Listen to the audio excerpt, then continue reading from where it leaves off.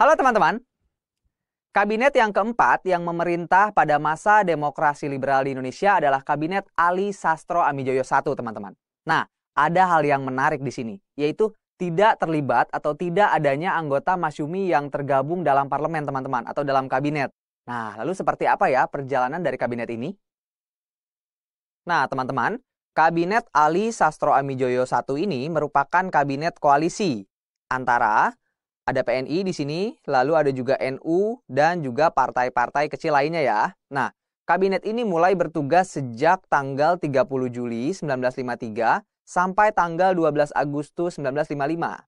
Nah, kemudian ada hal menarik lainnya teman-teman, yaitu untuk pertama kalinya jabatan Wakil Perdana Menteri dijabat oleh dua orang teman-teman. Yaitu yang pertama wakilnya adalah Wongsonegoro ya, ini merupakan perwakilan dari Partai Persatuan Indonesia Raya. Nah, dan yang kedua yaitu Kiai Haji Zainul Arifin, teman-teman.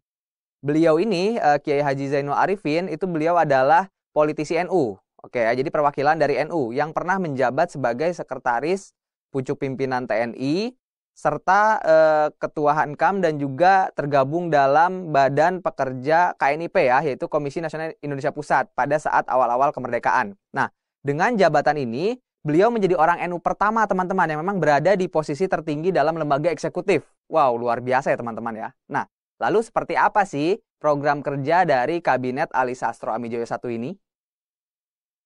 Program kerja dari Kabinet Ali Sastro Amijoyo I ini tidak jauh berbeda dengan program kerja kabinet sebelumnya, teman-teman.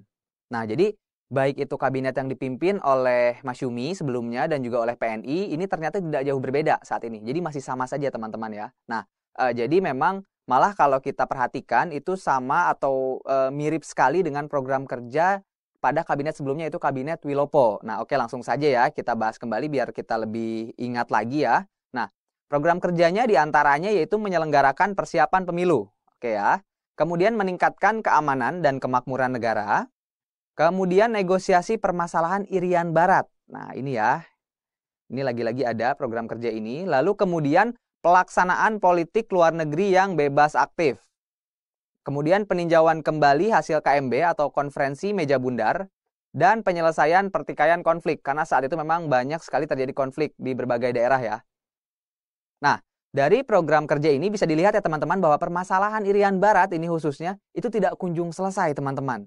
Nah, kalau menurut kalian kira-kira kenapa sih permasalahan Irian Barat itu tidak terselesaikan? Nah, teman-teman, kali ini kita akan bahas mengenai pencapaian yang diraih oleh Kabinet Ali Sastro Amijoyo I ya. Nah, jadi Kabinet Ali I, nah ini bisa kita katakan demikian ya. Kabinet Ali I itu merupakan kabinet terlama yang pernah memimpin pemerintahan pada masa demokrasi liberal, teman-teman. Yaitu selama 2 tahun 1 bulan. Nah, hal ini menunjukkan bahwa kerjasama atau koalisi antara PNI dan juga NU dalam formasi kabinet ini cukup efektif, teman-teman ya. Artinya kabinet bisa bertahan lama saat itu. Nah, kemudian ada pencapaian yang lain, teman-teman. Bahkan pencapaian ini bertaraf internasional ya, yaitu Kabinet Ali I berhasil menyelenggarakan konferensi tingkat tinggi, yaitu Konferensi Asia Afrika atau biasa kita singkat dengan KAA ya. Nah, KAA adalah sebuah konferensi yang mempertemukan negara-negara yang baru merdeka ya di kawasan Asia dan juga Afrika. Oke ya. Nah, konferensi ini diinisiasi atau dipelopori oleh 5 negara, teman-teman. Yaitu apa saja? Yang pertama Indonesia, kemudian Burma. Kalau saat ini Burma sudah berganti nama menjadi Myanmar, teman-teman ya. Kemudian ada juga Sri Lanka, kemudian India, dan juga Pakistan. Nah, KAA atau Konferensi Asia Afrika ini diselenggarakan di Kota Bandung, yaitu pada tanggal 18 sampai 24 April, teman-teman, tahun 1955 ya. Dan Indonesia menjadi tuan rumah bagi 25 negara di Asia dan Afrika. Nah, ini suatu pencapaian yang luar biasa, teman-teman. Dan mengenai anggota yang 25 negara tadi, kakak sarankan ke kalian untuk kalian boleh cari tahu lebih dalam lagi. Kira-kira negara apa saja sih yang waktu itu menjadi anggota dalam Konferensi Asia Afrika di Bandung saat itu.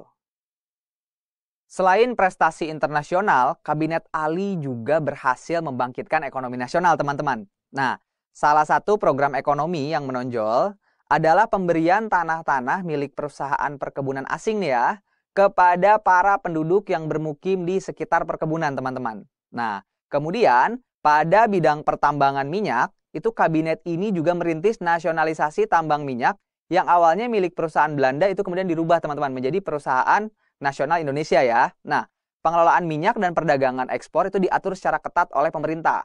Jadi hal ini dilakukan oleh Kabinet Ali dalam rangka membangkitkan ekonomi nasional, teman-teman. Nah, kalian juga boleh banget nih ya mendalami lagi dan mencari tahu lagi mengenai pencapaian-pencapaian apa saja yang diraih oleh Kabinet Ali Sastro Amijoyo I ini, agar pemahaman kita semua menjadi lebih dalam lagi, teman-teman ya.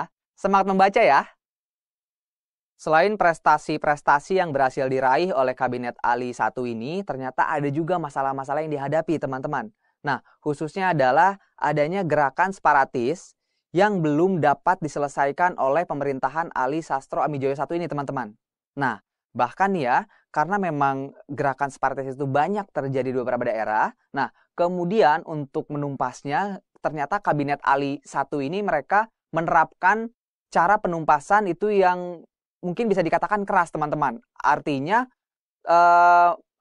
mengerahkan kekuatan militer saat itu untuk datang ke daerah-daerah konflik, teman-teman. Akhirnya pemberontakan yang ada di daerah-daerah diselesaikan atau ditumpas dengan cara militer, teman-teman. Nah, tata cara yang dibilang cukup keras tadi itu ternyata menuai kritik, teman-teman, dari pihak oposisi, yaitu Masyumi dan juga pers internasional. Nah, terkait dengan cara kekerasan yang digunakan oleh kabinet untuk menumpas gerakan separatis di daerah. Nah, jadi mungkin pihak oposisi dan juga pers internasional itu menilai bahwa harusnya pihak Ali saat itu bisa mengedepankan proses dialog, teman-teman, daripada proses penumpasan secara fisik atau secara kekerasan. Nah, kemudian kritik Masyumi itu semakin tajam, teman-teman, ketika Kabinet Ali I itu seringkali memecat anggota Masyumi dari pemerintahan. Nah, beberapa pejabat yang menjadi korban adalah Abdul Hakim yang dicopot dari jabatan Gubernur Sumatera Utara dan juga Samsuri Rijal, teman-teman, yang dicopot dari jabatan Gubernur Jakarta. Nah, inilah beberapa contoh memang kesewenang-wenangan dari Kabinet Ali yang memang tidak disukai oleh Kabinet Masyumi. Nah, kok bisa ya hal itu terjadi? Kalau menurut kalian kira-kira cocok gak sih kebijakan pemecatan tadi dalam hal perpolitikan? Menurut kalian wajar atau tidak? Coba lakukan analisis ya, teman-teman. Oh iya, teman-teman, apakah kalian masih ingat peristiwa 17 Oktober 1952?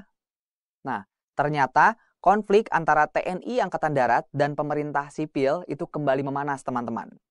Nah, jadi TNI Angkatan Darat saat itu menolak hasil keputusan pergantian KSAD ya, yaitu Kepala Staf Angkatan Darat, oleh Menteri Pertahanan. Sehingga terjadilah boikot pada acara pelantikan KSAD yang baru. Nah, jadi saat itu memang Menteri Pertahanan yang berasal dari sipil tentunya, teman-teman ya, itu mengangkat seorang KSAD yang baru, yaitu Bambang Utoyo. Nah, Bambang Utoyo ini dinilai oleh TNI AD yang lain itu tidak berhak naik, teman-teman. Artinya tidak sesuai dengan aturan yang ada di AD. Nah, oleh karena itulah TNI AD saat itu merasa bahwa intervensi atau turut campur dari pihak sipil yang ada di kementerian, yang ada di kabinet, itu terlalu mencampuri urusan internal Angkatan Darat, teman-teman. Oleh karena itulah konflik di antara mereka itu semakin memanas. Nah, kemudian efeknya adalah segala permasalahan yang terjadi pada kabinet, nah, itu membuat NU selaku partai pendukung kabinet ini kemudian menarik dukungannya dalam kabinet, teman-teman. Bahkan NU menganggap bahwa kinerja Kabinet Ali I ini sudah tidak baik lagi saat itu, teman-teman. Nah, setelah dukungan ditarik oleh NU, otomatis posisi Kabinet Ali menjadi semakin lemah, teman-teman. Karena NU merupakan pendukung yang lumayan besar juga saat itu. Nah, karena kejadian-kejadian atau kondisi-kondisi seperti inilah, maka jatuhlah Kabinet Ali Sastro Amijoyo I, teman-teman. Oke, teman-teman, seperti itulah perjalanan dari Kabinet Ali I. Jadi walaupun memang kabinet terlama dan juga mencapai beberapa kegemilangan, namun dengan adanya beberapa permasalahan saat itu, tetap saja membuat akhirnya Kabinet Ali I ini harus berakhir, teman-teman ya. Jadi saat itu Ali Sastro Amijoyo menyerahkan mandatnya kepada Wakil Presiden yaitu Muhammad Hatta. Tapi kok kenapa diserahkan kepada Muhammad Hatta ya? Ingin tahu jawabannya? Jangan lupa simak penjelasannya di video yang selanjutnya ya. Bye-bye!